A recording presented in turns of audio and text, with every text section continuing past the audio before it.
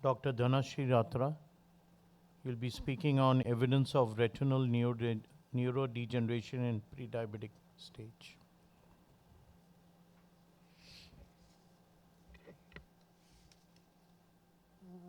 Chairpersons and audience, good evening. I am going to talk to you about evidence of retinal neurodegeneration in pre-diabetes stage. With the advent of OCT angiography, macrophage-like cells have been shown in the vitreoretinal interface, and these have been characterized as retinal microglia, which you know as self-renewing, relatively long-lived innate immune cells which exist in all the layers of the retina. Now, microglial activation is a common hallmark of many retinal diseases, and the research in animal models have shown that these microglia, which are pro-survival, when they get activated, they release a lot of cytokines which are neurotoxic. And the opportunity to visualize these cells in vivo gives us a unique, invaluable insights into the pathogenesis of the retinal diseases. Already studies in diabetic retinopathy have shown that the MLCs show correlation with the severity of diabetic retinopathy. But we know that a state of pre-diabetes exists much before the diabetes and before diabetic retinopathy. So about 10 to 15 to 20 years before diabetic retinopathy, we have a stage of pre-diabetes, and we wanted to explore these macrophage-like cells in the pre-diabetes. So this retrospective pilot study, we explored the correlation between macrophage-like cells, multifocal ERG, and structural retinal parameters in pre-diabetes. So the methods we collected, we used a strict diagnostic criteria for evaluating subjects with prediabetes. They underwent fasting plasma glucose, oral glucose tolerance test, and HbA1c, and we used the criteria by the American Diabetic Association and classified them as prediabetes. All the subjects underwent detailed ophthalmic evaluation, including vision, fundus examination, photography, OCT angiography using SD-OCT, and multifocal ERG according to the ISCEV standards. These are the exclusion criteria, and specifically we excluded patients with any other disorders or neurodegenerative disorders. So in vivo visualization and extraction of the MLCs, we used the Zeiss Cirrus 6000 machine, and 6x6 millimeter scan centered on the fovea with good signal strength was selected, and manual segmentation was done in the vitreoretinal interface using a 3 micron slab above the internal limiting membrane, and then the on-fast image was exported to ImageJ for further analysis. A stepwise semi-automated binarization protocol was done to extract the MLCs, and the extracted MLCs were then colored into red color, and they were superimposed on the angiography image for better localization and topographic mapping. So results, we had about 60 eyes in each group. The pre-diabetic patients had a higher HbA1c level.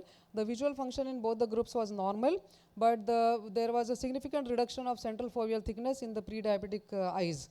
We know that hyperglycemia is a cause for apoptosis, and the cells of the inner retina are especially susceptible to hypoglycemia, and thus the reduced central foveal thickness is an indication of early neurodegeneration. There was no significant difference in the ganglion cell layer or the retinal nerve fiber layer in both the groups. However, there was a significant reduction in the multifocal ERG amplitudes in the pre-diabetics eyes in all the rings. So multifocal ERG is a highly sensitive and reliable tool to evaluate retinal neurofunction, and early neuronal dysfunction occurs in diabetic retinopathy which precedes structural changes. And here in this study, we show the evidence of neurodegeneration in the pre-diabetes stage itself. The MLCs were significantly increased in pre-diabetic eyes. The activation of MLCs actually precedes neuronal dysfunction, and this has been clearly shown in some of the neurological studies done in Alzheimer's, etc.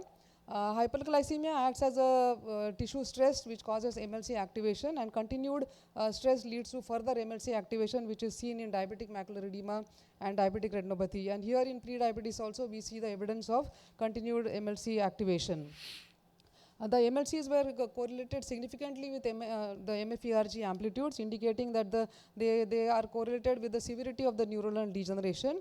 And not only that, they were also correlated with topographically with the MFERG amplitude. So the areas with reduced MFERG amplitudes showed increased MLC numbers. And previous studies in diabetic retinopathy have shown that these areas of reduced MFERG amplitudes, they later on develop the vascular changes about 3 to 5 years later. And here in these pre-diabetic eyes, the MLC, they not only show the neuronal dysfunction, but they can also probably predict the sites of vascular changes maybe about 15 years later. So the MLCs probably can act as biomarkers for early changes. Sorry. So the limitations of the study, there is one more. There was no significant correlation was seen with the vascular parameters because there was no. Yeah, sorry. So to conclude, this is the first study to evaluate the correlation between MLCs and MFERG in prediabetes. Evidence of early neuronal degeneration is seen in prediabetes with reduced central foveal thickness, reduced MFERG, and increased MLCs. Diabetic retinopathy may be primarily neuronal in origin, and MLCs can act as a non-invasive biomarkers. Thank you. So this MLC is a latest biomarker in detecting the pre-diabetic. It can act as a biomarker because it shows a good correlation with neuronal dysfunction, and also it correlates with the MFERG amplitudes, which has been shown to be reduced in diabetics also. So we think that probably the pre-diabetes itself, I mean the changes start much earlier in pre-diabetes. So that is a hypothesis. However, further longitudinal study will be required to confirm this. This is just a pilot study that we did. Any proportional rate of decrease in the amplitudes, or can this be seen as or could be understood like after some years, or how many years before diabetes this would come up in MFERG?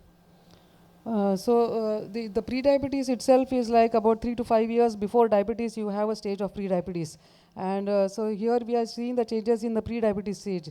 Diabetic retinopathy will develop nearly 10 to 15 years after the patient is diagnosed as diabetes. So before you see the clinically evident changes of diabetic retinopathy like the microaneurysms, etc., we can see this neuronal dysfunction nearly about 10 years before. And actually similar things has been shown in Alzheimer's and Parkinson's also, where the neuronal dysfunction is seen nearly 10 years before the clinically evident signs of neurodegeneration like Parkinson's, etc. So I believe that probably the diabetic retinopathy also is primarily neuronal, and we see this neuronal dysfunction much before diabetic retinopathy. So the stage is set for the diabetic retinopathy changes much before that, before you see the clinically evident signs of diabetic retinopathy. Thank you.